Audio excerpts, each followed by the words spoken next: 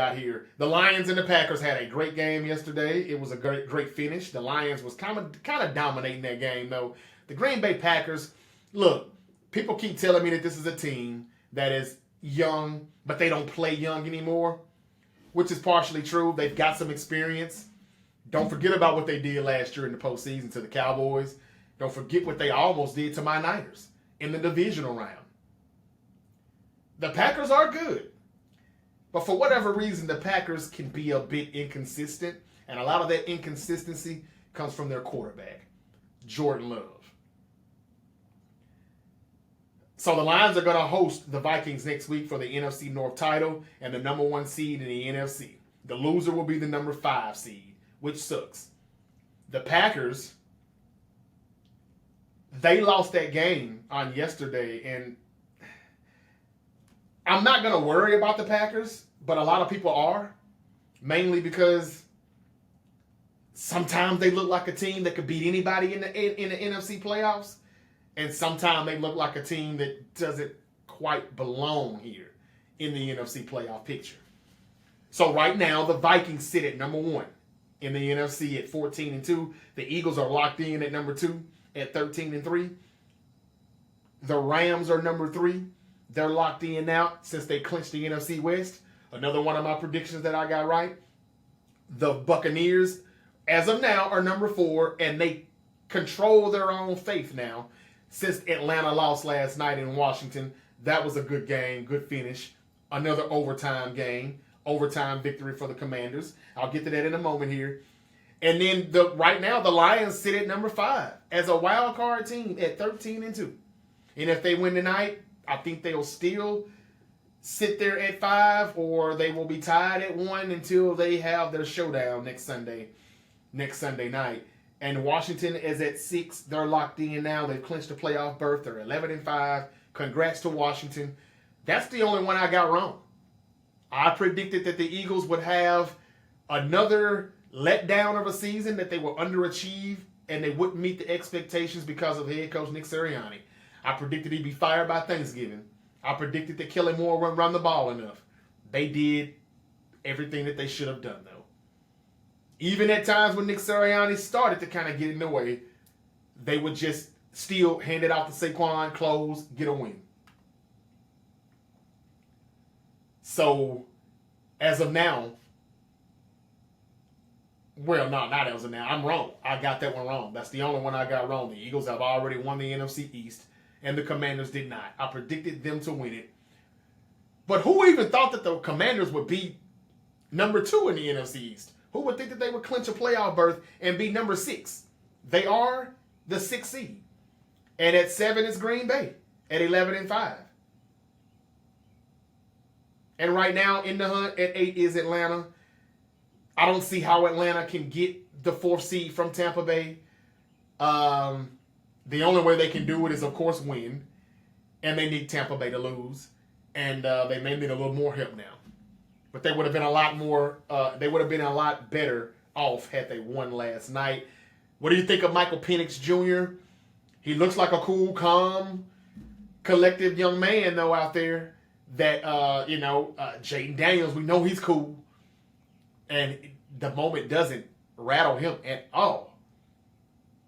And that's something the team should watch out for in the NFC playoff picture. No, the Commanders' defense isn't all that.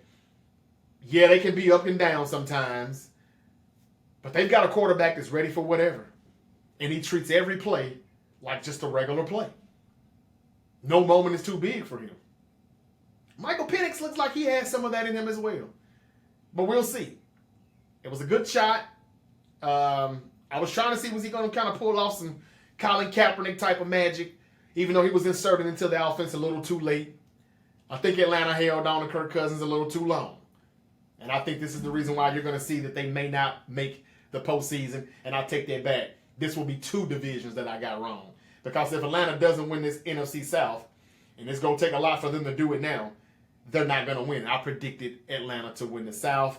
I didn't think Tampa Bay would come back this damn good. They've been inconsistent, but they've lost Chris Godwin for the whole year. Mike Evans was out for a couple of weeks, several weeks, I believe. And he's back. like he never left.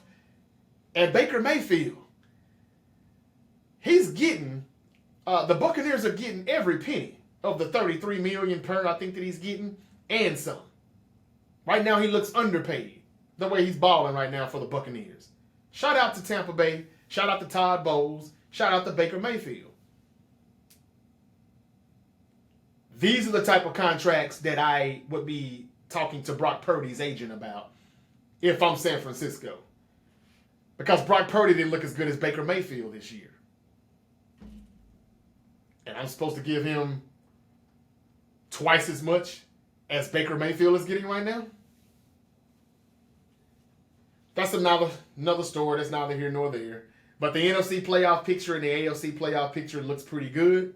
How do you think about the playoffs this year when they unfold? How do you think it will be? Do you think it will be a good playoff this year? Do you think somebody's going to land in the Super Bowl that you didn't see coming? That you didn't see? You know? All I can say about Green Bay is this. Jordan Love is inconsistent. But what I saw last year in January, earlier this year when the postseason started, him and that team looked like they had been there before. They didn't look like that young, inexperienced team that's just happy to be in the playoffs and they'll progress year by year. No, they were one half away from advancing to the NFC Championship game. I mean, that very well could have been the Packers versus the Lions, not the 49ers versus the Lions. Green Bay did a great job with the Niners until the Niners woke up and got back to playing Niner football, and they somehow got the win, and they just dragged the Cowboys in that wild card game. Don't be surprised if Green Bay does that again. And I think that's the trap. That's the booby trap that they're putting a lot of these gamblers, a lot of the bettors in by losing yesterday and coming back, but it wasn't enough. And you're looking at Green Bay thinking that they're a weak link. Nobody's afraid to play them right now.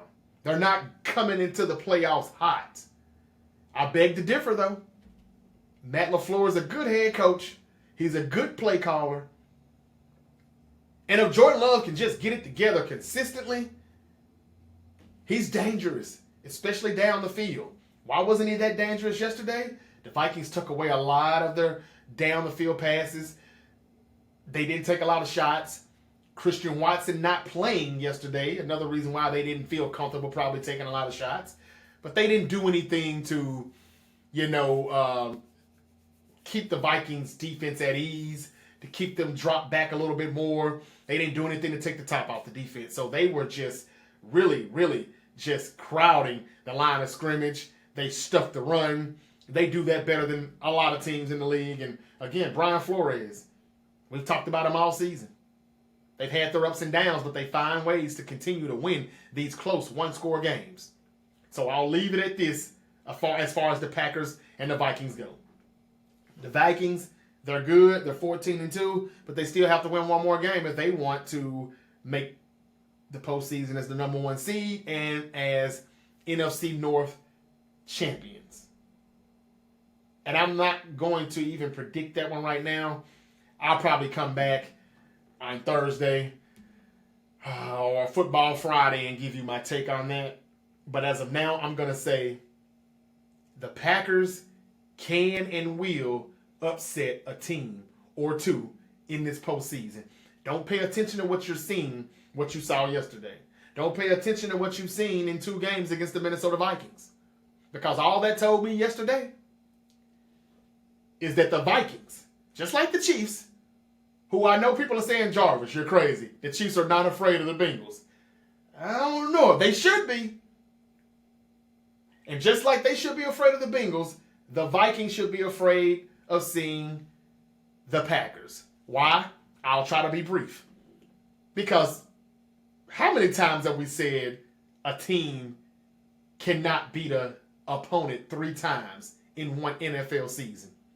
It's hard to do. It's hard to do. Remember 2021, I'll flash back a little bit. My Niners, Kyle Shanahan just dog walking Sean McVay every single time. I think we beat them like 8 straight times before they beat us. And as far as the regular season goes. And that regular season in 2021, my Niners had beaten the Rams. We swept them. And we had to see them in the NFC Championship game. And everybody said, well, we're going back to the Super Bowl. It's going to be the Bengals and the Niners. It wasn't, though. And I said, hey, man, this ain't going to be no easy game. This is not going to be a patty cake walk. The Rams had went and got Von Miller. They went and got OBJ. They went and got Jalen Ramsey. Man, they said F them picks. And a lot of people think that they kind of bought that Super Bowl. Doesn't matter. They won it. And they beat us. Why? Because we couldn't beat them 3 times in one season. It happens, but it's rare. And the Vikings, if they run into the Packers, they would have to beat the Packers 3 times in one season. And I'm not sure if that'll happen. I'm not sure of that. The Vikings better hope they don't see Green Bay in the postseason. And I'll leave it at that. That'll probably be the team they'll play. And that'll be the team that will give them an early exit. Depending on when they see them. That's the team that could bounce them out of the postseason. And I'll say this. Remember a few seasons ago when the Minnesota Vikings won like 12, 13 games? I think they were like 13-4. They had like 11 wins, all by 1-score games, decided by 1 score, just like this year. Remember that? They got bounced in the wild card game at home to the New York Giants. Daniel Jones. Yeah. Now, I know that was a different quarterback. That was Kirk Cousins.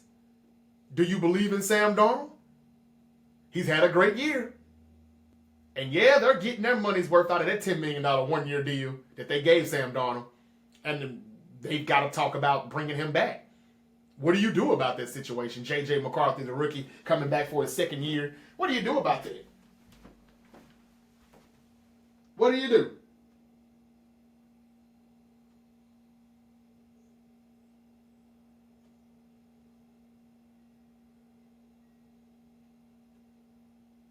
Yeah, I don't know.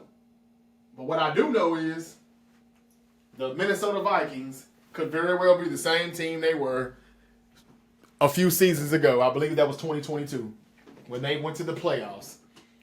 And they had a great record, and they were number 1 or number 2 seed in the NFC, and they got bounced. I think they were number 2. But they got bounced pretty damn quick. The number 1 seed was Philadelphia, if I'm not mistaken.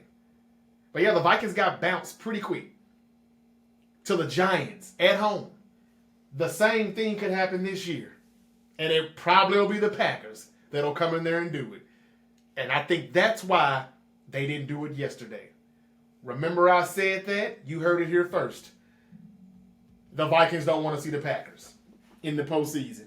Because beating a team 3 times in 1 year, it's really hard to do.